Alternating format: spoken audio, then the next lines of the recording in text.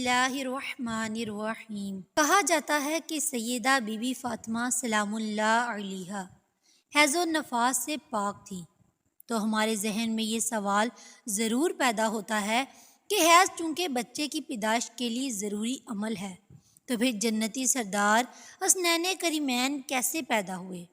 آقائے دو جہاں صلی اللہ علیہ وآلہ وسلم کی لخت جگر حضرت مولا علی کی زوجہ اور حسنین کریمین کی والدہ محترمہ کی فضیلتیں قرآن پاک میں بے شمار جگہ پر بیان ہوئی ہیں، اور ان کی شان میں بہت سی مستند اور صحیح احادیث موجود ہیں جن سے کوئی بھی ذی شعور انسان انکار نہیں کر سکتا۔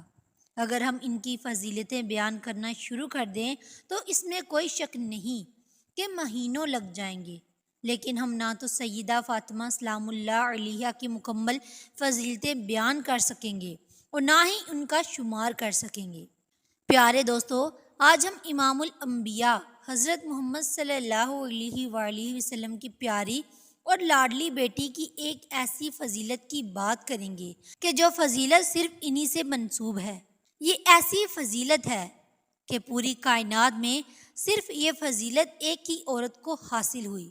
ویسے تو سارے اہل بیت کی پاکی اور طہارت کے متعلق بے شمار احادیث مبارکہ ہیں، لیکن جگر گوشہ رسول حضرت فاطمہ سلام اللہ علیہا ایسی پاک باز عورت تھیں کہ اللہ نے ان سے حیض و نفاس کو بھی دور رکھا۔ مسلم شریف کی حدیث نمبر 2424 ہے، جس کو امام احمد بن حنبل اور امام نسائی نے بھی نقل کیا۔ روایت کچھ اس طرح ہے، حضرت صفیہ بنت شیبہ روایت کرتی ہیں کہ حضور نبی اکرم صلی اللہ علیہ وآلہ وسلم صبح کے وقت باہر تشریف لائے۔ آپ صلی اللہ علیہ وآلہ وسلم نے ایک چادر اوڑھی ہوئی تھی جس پر سیاہ اون سے کجاووں کے نقش بنے ہوئے تھے۔ حضرت حسن بن علی آئے تو آپ صلی اللہ علیہ وآلہ وسلم نے انہیں اس چادر میں داخل کر لیا۔ پھر حضرت حسین آئے اور ان کے ہمراہ چادر میں داخل ہو گئے۔ پھر سیدہ فاطمہ سلام اللہ علیہا آئیں اور آپ صلی اللہ علیہ وآلہ وسلم نے ان کو اس چادر میں داخل کر لیا۔ پھر حضرت سیدنا علی آئے تو آپ صلی اللہ علیہ وآلہ وسلم نے انہیں بھی چادر میں لے لیا۔ پھر آپ صلی اللہ علیہ وآلہ وسلم نے قرآن پاک کی یہ آیت مبارکہ پڑھی، اے اہل بیت، اللہ تو یہی چاہتا ہے کہ تم سے ہر طرح کی آلودگی دور کر دے اور تم کو خوب پاک اور صاف کر دے۔ آپ کا نام فاطمہ، لقب زہرا اور بتول ہے۔ سیدہ فاطمہ نے بچپن بہت ہی معصوم اور پاکیزہ گزارا۔ بی بی فاطمہ نے اپنے بابا حضرت محمد صلی اللہ علیہ وآلہ وسلم اور اپنی ماں حضرت خدیجہ کی آغوش محبت میں بہترین تربیت حاصل کی۔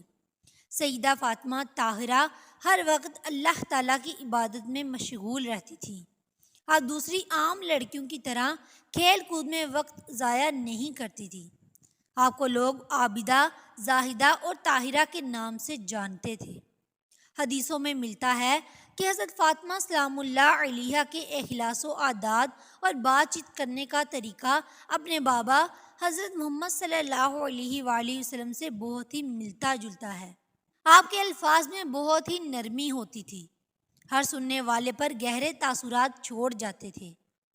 آپ کے بابا جان حضرت محمد مصطفیٰ صلی اللہ علیہ وآلہ وسلم بی بی فاطمہ کی پاکیزہ مہک سونگھتے تو آپ صلی اللہ علیہ وآلہ وسلم فرمانے لگ جاتے، فاطمہ تو انسانی حور ہے اور جنت کی حوروں کی سردار ہے۔ آپ کو بے شمار لقب ملے ہوئے تھے، امت السادات، مخدومہ کائنات، دختر مصطفیٰ، بانو مرتضیٰ، سردار خواتین جہاں و جنہ، حضرت سیدہ طیبہ طاہرہ، فاطمہ الزہرا اور بتول، زاہیہ، راضیہ، مرضیہ، عابدہ، زاہدہ، محدثہ، مبارکہ، زکیہ، سیدۃ النساء، خیر النساء، خاتون جنت۔ حضور نبی کریم صلی اللہ علیہ وآلہ وسلم فرماتے رہتے تھے کہ فاطمہ میرے جسم کا حصہ ہیں۔ حدیث پاک ہے کہ بی بی فاطمہ دونوں جہانوں کی عورتوں کی سردار ہیں۔ آپ صلی اللہ علیہ وآلہ وسلم نے فرمایا، جس نے میری لاڈلی بیٹی فاطمہ کو ناراض کیا، اس نے مجھے ناراض کیا۔ جس نے مجھے ناراض کر لیا، اس نے اپنے رب کو ناراض کر لیا۔ جس نے فاطمہ کو راضی رکھا، اس نے اپنے نبی صلی اللہ علیہ وآلہ وسلم اور خدا کو راضی کر لیا۔ امام نسائی حدیث روایت کرتے ہیں کہ حضور صلی اللہ علیہ وآلہ وسلم نے فرمایا، میری بیٹی فاطمہ انسانی حور ہے جسے نہ کوئی گندگی اور رطوبت آتی ہے اور نہ ہی میل کچیل۔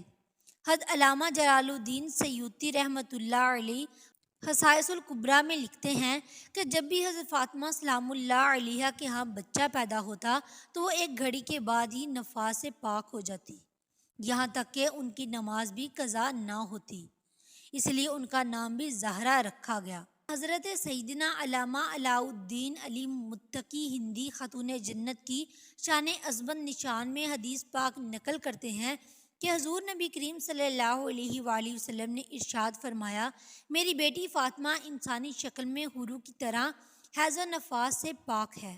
حضرت علی رضی اللہ تعالیٰ عنہ سے روایت ہے کہ میں نے اللہ کے رسول صلی اللہ علیہ وآلہ وسلم سے عرض کیا، یا رسول اللہ، آپ نے بطول نام کیوں رکھا؟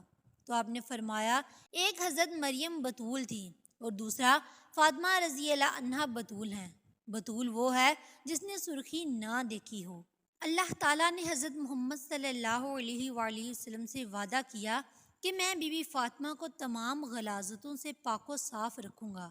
یہی وجہ ہے کہ اللہ تعالیٰ نے بی بی فاطمہ کو ہر قسم کی گندگی سے پاک اور صاف رکھا تھا۔ بی بی فاطمہ اپنے بابا آقائے دو جہاں حضرت محمد صلی اللہ علیہ وآلہ وسلم سے بہت ہی مشابہت رکھتی تھی۔ آپ رضی اللہ تعالیٰ عنہ جب چلتی تھی تو دیکھنے والے کو حضرت محمد صلی اللہ علیہ وآلہ وسلم کی یاد آ جاتی تھی۔ تو آپ کا لہجہ، بات کرنے کا طریقہ، کھانا پینا، اٹھنا بیٹھنا اپنے والد گرامی جیسا تھا۔ اکثر دوستوں کے ذہن میں یہ سوال پیدا ہو رہا ہوگا کہ جب سیدہ فاطمہ سلام اللہ علیہا حیض و نفاس سے پاک تھی تو پھر ان کی اولاد کیسے ہوئی؟ حیض اصل میں ایک طبیعیاتی مظہر ہے جس سے ہر مہینے عورت بلوغت سے سن یاس تک دوچار ہوتی ہے۔ اسی حیض کے خون سے ہی بچے کی پرورش کی جاتی ہے۔ یہ اللہ تعالیٰ کا نظام ہے، لیکن یہاں بات اس خاندان کی ہو رہی ہے جن کے لیے اللہ پاک نے یہ کائنات بنائی۔ اسی لیے جب بات وجہ تخلیق کائنات حضور اکرم صلی اللہ علیہ وآلہ وسلم کی بیٹی کی ہو تو اللہ پاک نے اس کائنات کے نظام کو ہی بدل کے رکھ دیا۔ جیسے اللہ نے بغیر ماں باپ کے حضرت آدم علیہ السلام اور اماں حوا کو پیدا کیا، جیسے عیسیٰ علیہ السلام کو اللہ نے بغیر باپ کے پیدا کیا، جیسے سیدنا اسماعیل کی جگہ پر بغیر ماں باپ کے دمبا پیدا ہوا، جیسے اللہ پاک نے دو پہاڑوں کے درمیان ایک اونٹنی کو حضرت صالح علیہ السلام کے لیے پیدا کیا، اسی طرح اللہ پاک نے اپنے آخری اور لاڈلے نبی کو یہ فضیلت دی کہ ان کی بیٹی کو ہر طرح کی گندگی سے پاک رکھا۔ اللہ پاک نے اپنے آخری اور لاڈلے نبی کو یہ فضیلت دی کہ ان کی بیٹی کو ہر طرح کی گندگی سے پاک رکھا اور بغیر حیض و نفاس کے حسنین کریمین کو پیدا فرمایا۔ آئیے دوستو، دعا کرتے ہیں کہ ہم آج سے اپنی زندگی کو خاتون جنت کی سیرت طیبہ پر عمل کرتے ہوئے گزاریں گے، اپنے والدین کی آنکھوں کی ٹھنڈک بنیں گے اور ہر ایک کے ساتھ حسن سلوک سے پیش آئیں گے۔